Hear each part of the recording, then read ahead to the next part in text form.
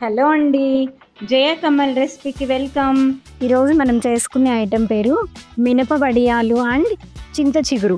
చింత చిగురు సమ్మర్లోనే వస్తుందండి, సీజన్లోనే దొరుకుతుంది, సమ్మర్ సీజన్లోనే. సో ఇది చింత చిగురు పులుపు అనేది చాలా బాగుంటుంది. ముందుగా కావాల్సిన పదార్థాలండి: ఒక 3 table spoon oil, onion and పచ్చిమిర్చి, మినప వడియాలు, చింత చిగురు, తగినంత సాల్ట్, ఉప్పు, కారము, పసుపు కొంచెం తీసుకోవాలి. చిన్న కళాయిలో దానిలో చేసుకుందాము. కళాయి వేడవుతుంది. వేడైన తర్వాత ఒక 3 టేబుల్ స్పూన్ ఆయిల్ వేసాను.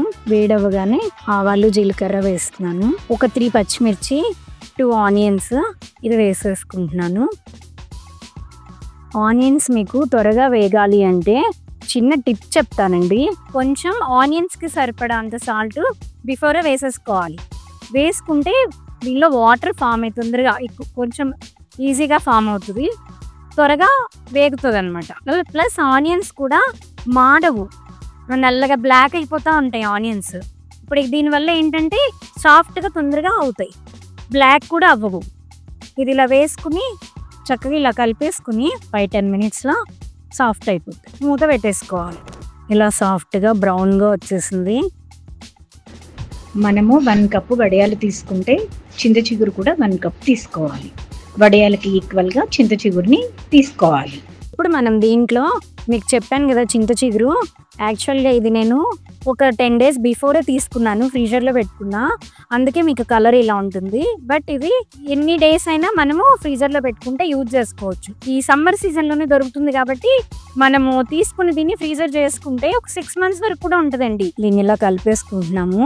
చింత చిగురులో అండి యాంటీ బ్యాక్టీరియల్ గుణాల వల్ల మన బాడీలో ఇన్ఫెక్షన్స్ని కూడా దూరం చేస్తుంది ఇది. ప్లస్ ఇది న్యాచురల్ కాబట్టి పులుపు కూడా మనకి వేరే ప్రాబ్లం అనేది ఏమీ ఉండదు. కారం వేసుకోవాలి. కొంచెం కారం పడుతుంది, ఎందుకంటే పులుపు కాబట్టి కొద్దిగా కారం పడుతుంది.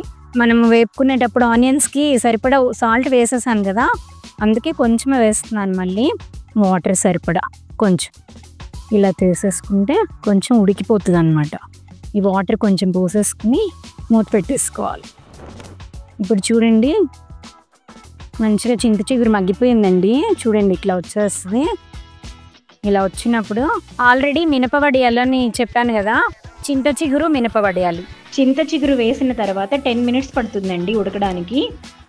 నెక్స్ట్ వడియాలు వేసుకుని కలుపుకోవాలి. వేసేసుకుని చక్కగా ఇలా కలిపేసేసుకుని మూత పెట్టేసుకుంటే, అంటే చింత చిగురు ఉడికిన తర్వాతనే మనం వడియాలు వేయాలండి. అప్పుడే కొంచెం దానికి ఇది వడియాలకి కొంచెం పులుపు. ఒక 5 మినిట్స్ ఉంచుకుంటే ఏంటంటే ఉప్పు, కారం అంతా చక్కగా పట్టేస్తుంది, వడియాలకు కూడా పులుపు అన్నీ పట్టేస్తుంది, సాఫ్ట్గా అయిపోతుంది. వాటర్ మంచిగా ఎగిరిపోవాలన్నమాట. సో అందుకే మూత పెట్టేస్తున్నాను. ఇప్పుడు రెడీ అయిపోయిందండి. సూపర్. వేడి వేడి అన్నం, వడియాల కూర చాలా బాగుంటుంది. నేను ఇలానే మీకు రకరకాల వంటలు చేసి చూపిస్తూ ఉంటాను. నేను ఇలా చేయాలి అంటే మీ సపోర్ట్ కంపల్సరీ కావాలి నాకు. సో ఒక లైక్ చేయండి, సబ్స్క్రైబ్ చేయండి, షేర్ చేయండి. Thank you.